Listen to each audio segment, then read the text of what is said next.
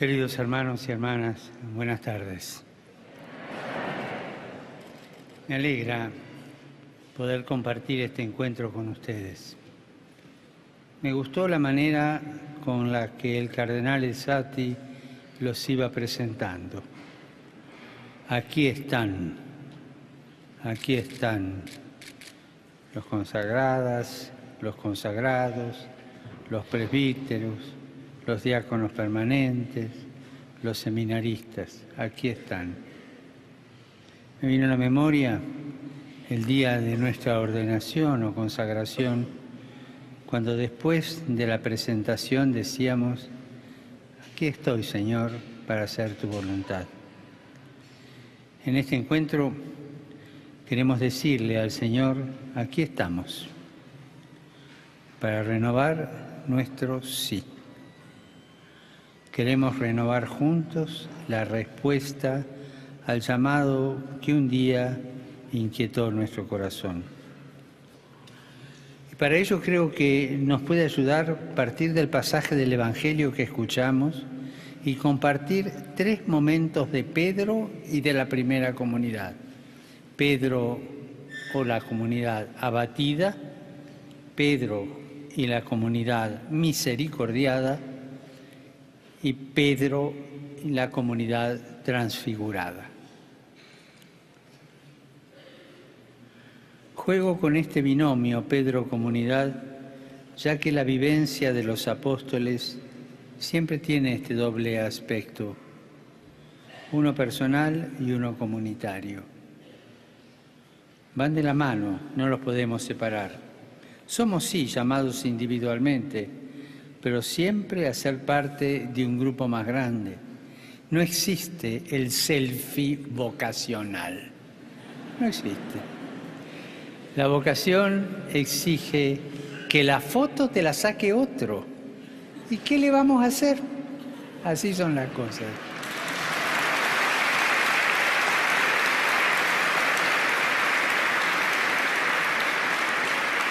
Pedro abatido, la comunidad abatida.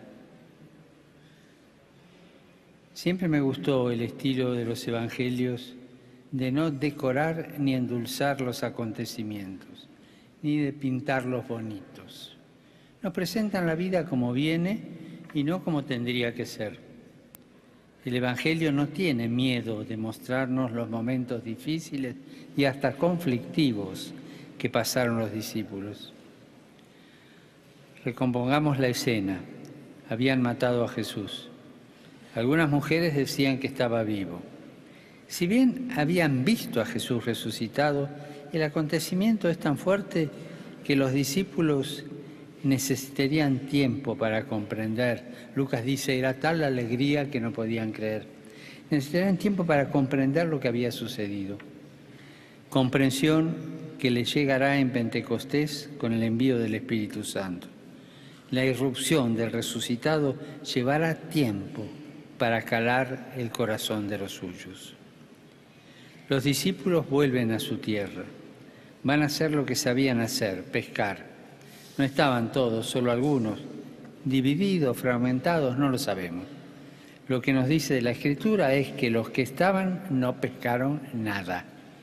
Tienen las redes vacías. Pero había otro vacío que pesaba inconscientemente sobre ellos, el desconcierto y la turbación por la muerte de su maestro.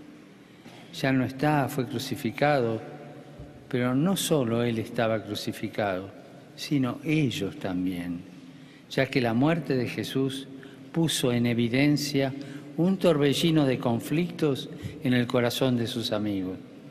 Pedro lo negó, Judas lo traicionó, los demás huyeron y se escondieron. Solo un puñado de mujeres y el discípulo amado se quedaron. El resto se marchó. En cuestión de días todo se vino abajo.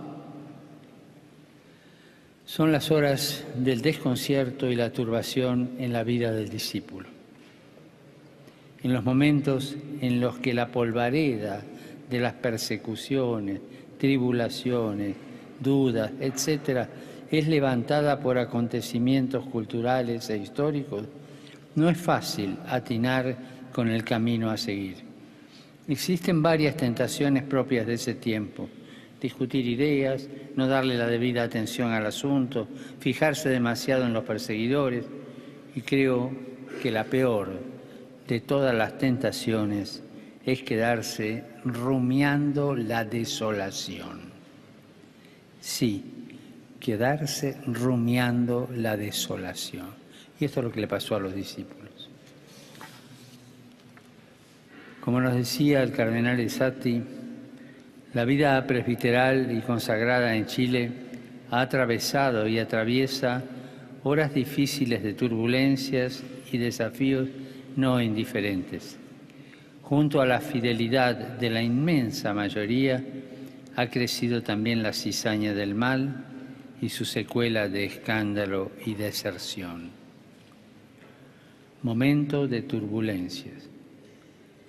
Conozco el dolor que han significado los casos de abusos ocurridos a menores de edad y sigo con atención cuánto hacen para superar ese grave y doloroso mal. Dolor por el daño y sufrimiento de las víctimas y sus familias, que han visto traicionada la confianza que habían puesto en los ministros de la Iglesia. Dolor por el sufrimiento de las comunidades eclesiales. Y dolor también por ustedes, hermanos, que además del desgaste por la entrega, han vivido el daño que provoca la sospecha y el cuestionamiento, que en algunos o muchos pudo haber introducido la duda, el miedo y la desconfianza. Sé que a veces han sufrido insultos en el metro o caminando por la calle, que ir vestido de cura en muchos lados se está pagando caro. Por eso los invito a que pidamos a Dios nos dé la lucidez de llamar a la realidad por su nombre, la valentía de pedir perdón y la capacidad de aprender a escuchar lo que Él nos está diciendo y no rumiar la desolación. Me gustaría añadir, además, otro aspecto importante.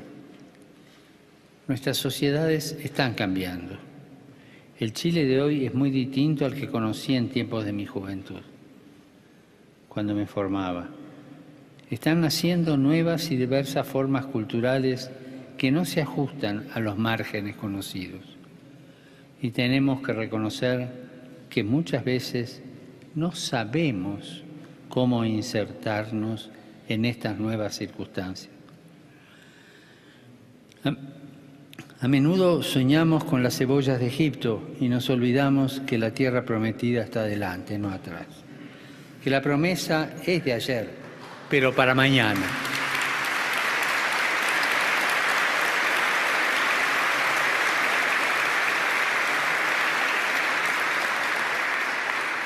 Y entonces podemos caer en la tentación de recluirnos y aislarnos para defender nuestros planteos que terminan siendo no más que buenos monólogos. Podemos tener la tentación de pensar que todo está mal y en lugar de profesar una buena nueva, lo único que profesamos es apatía y desilusión. Así cerramos los ojos ante los desafíos pastorales, creyendo que el Espíritu no tendría nada que decir. Así nos olvidamos que el Evangelio es un camino de conversión, pero no solo de los otros, sino también de nosotros. Nos guste o no, estamos invitados a enfrentar la realidad así como se presenta. La realidad personal, comunitaria y social.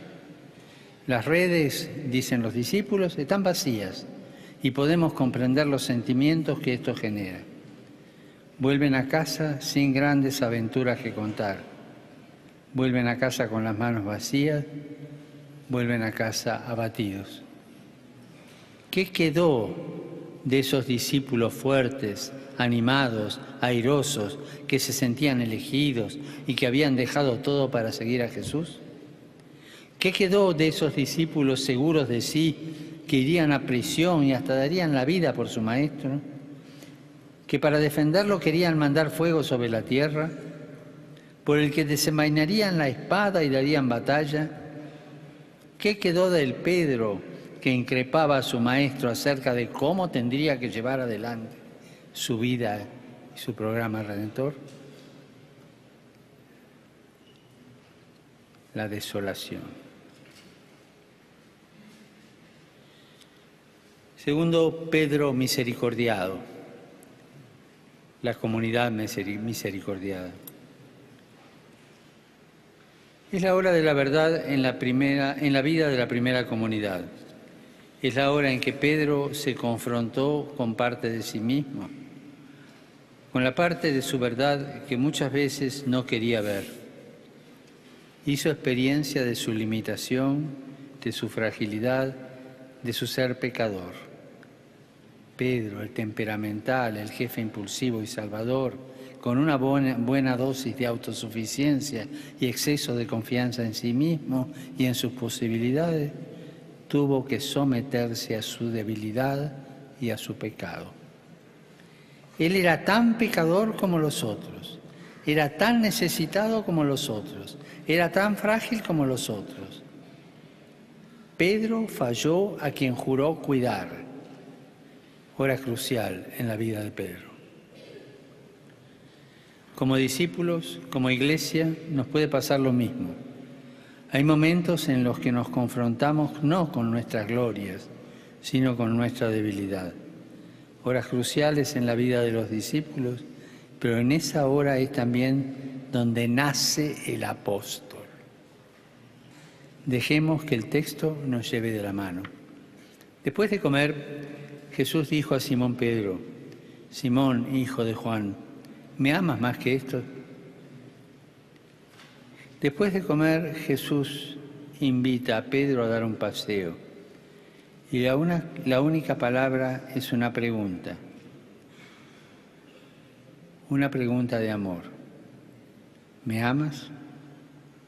Jesús no va al reproche ni a la condena. Lo único que quiere hacer es salvar a Pedro. Lo quiere salvar del peligro de quedarse encerrado en su pecado, de que quede masticando la desolación fruto de su limitación. Salvarlo del peligro de claudicar por sus limitaciones, de todo lo bueno que había vivido con Jesús. Jesús lo quiere salvar del encierro y del aislamiento. Lo quiere salvar de esa actitud destructiva que es victimizarse o, al contrario, caer en un da todo lo mismo y que al final termina aguando cualquier compromiso en el más perjudicial relativismo. Quiere liberarlo de tomar a quien se le opone como si fuese un enemigo o no aceptar con serenidad las contradicciones o las críticas. Quiere liberarlo de la tristeza y especialmente del mal humor. Con esa pregunta, Jesús invita a Pedro a que escuche su corazón y aprenda a discernir. Ya que no era de Dios defender la verdad a costa de la caridad, ni la caridad a costa de la verdad, ni el equilibrio a costa de ambas.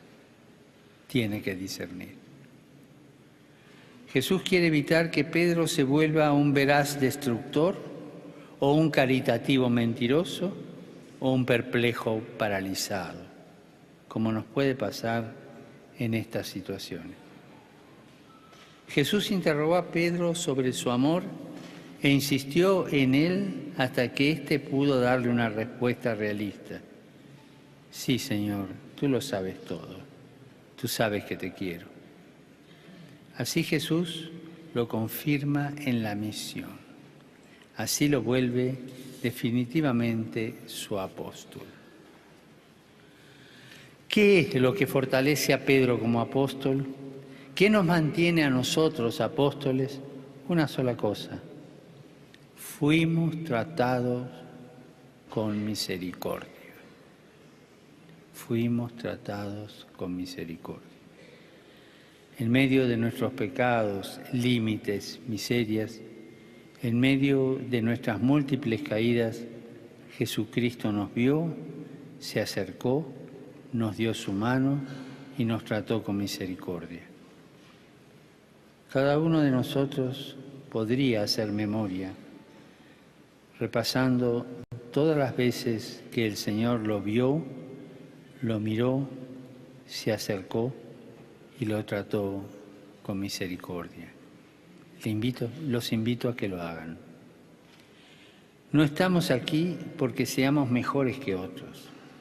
No somos superhéroes que desde la altura bajan a encontrarse con los mortales. Más bien, somos enviados con la conciencia de ser hombres y mujeres perdonados.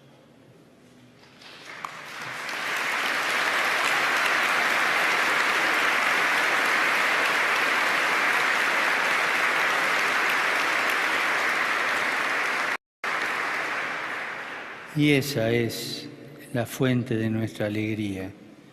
Somos consagrados, pastores al estilo de Jesús, herido, muerto y resucitado. El consagrado, y cuando digo consagrado digo todos los que están aquí, es quien encuentra en sus heridas los signos de la resurrección.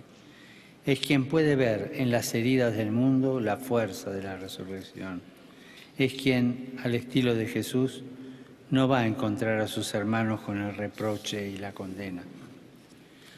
Jesucristo no se presenta a los suyos sin llagas.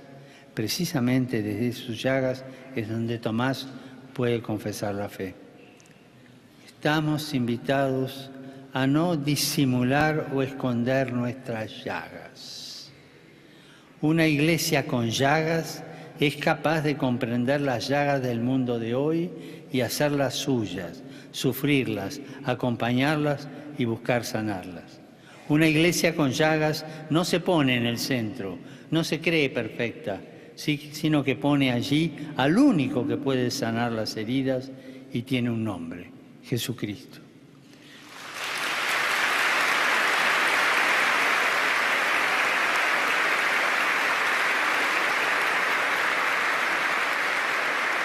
La conciencia de tener llagas nos libera. Sí, nos libera de volvernos autorreferenciales, de creernos superiores. Nos libera de esa tendencia prometeica de quienes en el fondo solo confían en sus propias fuerzas y se sienten superiores a otros por cumplir determinadas normas o por ser inquebrantablemente fieles a cierto estilo católico propio del pasado. En Jesús,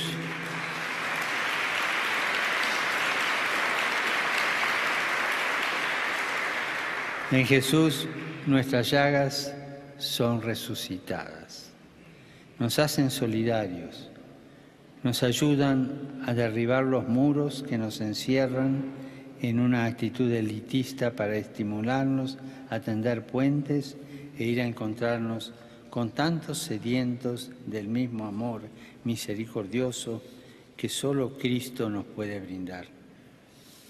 ¿Cuántas veces soñamos con planes apostólicos expansionistas, meticulosos y bien dibujados, propios de generales derrotados?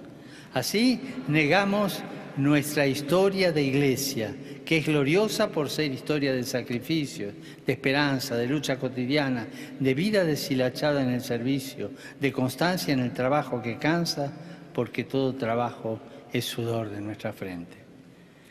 Veo con cierta preocupación que existen comunidades que viven arrastradas más por la desesperación de estar en la cartelera, por ocupar espacios, por aparecer y mostrarse, que por remangarse y salir a tocar la realidad sufrida de nuestro pueblo fiel.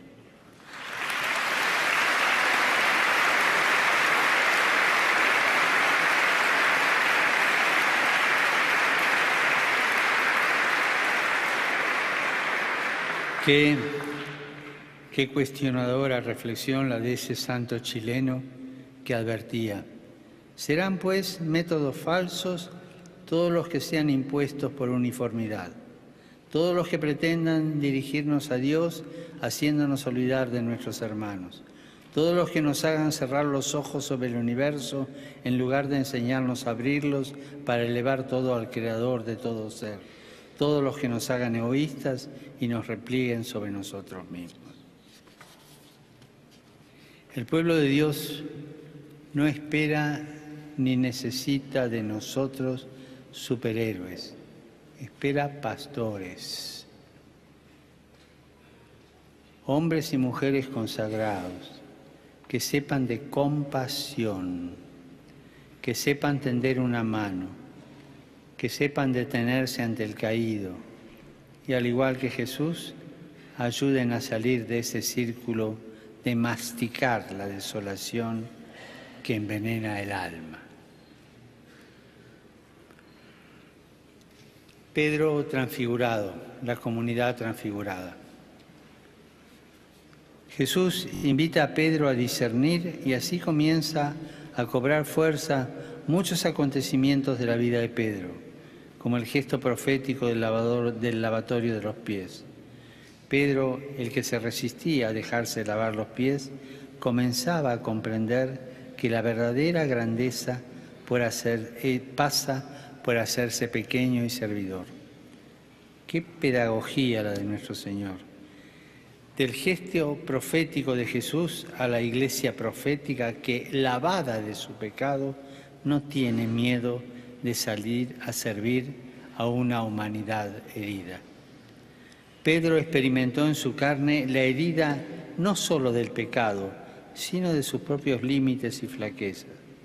Pero descubrió en Jesús que sus heridas pueden ser camino de resurrección. Conocer a Pedro abatido para conocer al Pedro transfigurado es la invitación a pasar de ser una iglesia de abatidos, desolados, a una iglesia servidora de tantos abatidos que conviven a nuestro lado. Una iglesia capaz de ponerse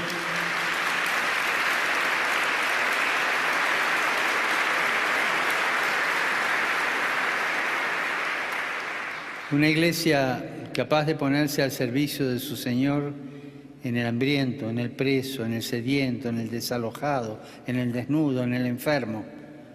Un servicio que no se identifica con asistencialismo o paternalismo, sino con conversión de corazón. El problema no está en darle de comer al pobre o vestir al desnudo o acompañar al enfermo, sino en considerar que el pobre, el desnudo, el enfermo, el preso, el desalojado tienen la dignidad para sentarse en nuestras mesas, de sentirse en casa entre nosotros, de sentirse familia.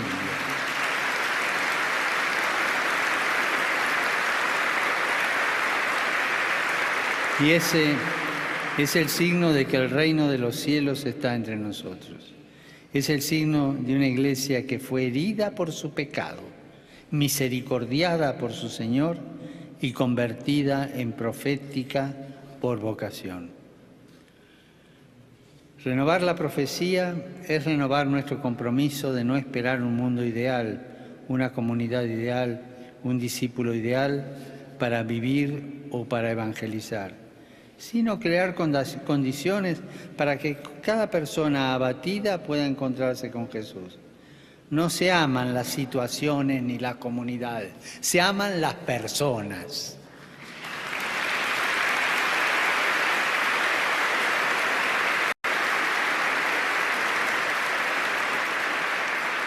El reconocimiento sincero, dolorido y orante de nuestros límites, lejos de alejarnos de nuestro Señor, nos permite volver a Jesús sabiendo que Él siempre puede, con su novedad, renovar nuestra vida y nuestra comunidad. Y aunque atraviese épocas oscuras y debilidades eclesiales, la propuesta cristiana nunca envejece.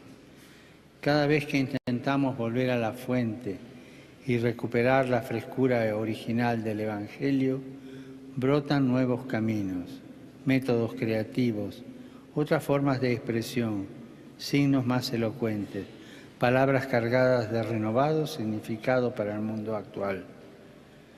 Qué bien nos hace a todos dejar que Jesús nos renueve el corazón.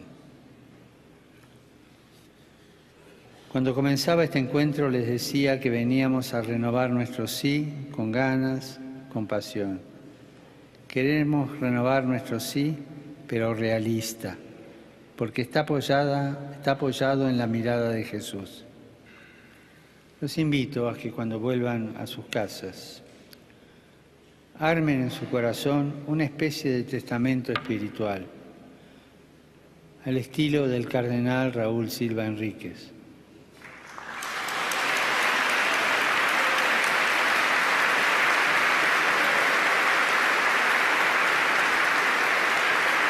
Esa hermosa oración que comienza diciendo: la iglesia que yo amo es la Santa Iglesia de todos los días. La tuya, la mía, la Santa Iglesia de todos los días. Jesucristo, el Evangelio, el pan, la Eucaristía, el cuerpo de Cristo humilde cada día. Con rostros de pobres y rostros de hombres y mujeres que cantaban, que luchaban, que sufrían. La Santa Iglesia de todos los días. Te pregunto, ¿cómo es la iglesia que tú amas? ¿Amas a esta iglesia herida que encuentra vida en las llagas de Jesús? Gracias por este encuentro. Gracias por la oportunidad de renovar el sí con ustedes. Que la Virgen del Carmen los cubra con su manto. Y por favor, no se olviden de rezar por mí. Gracias.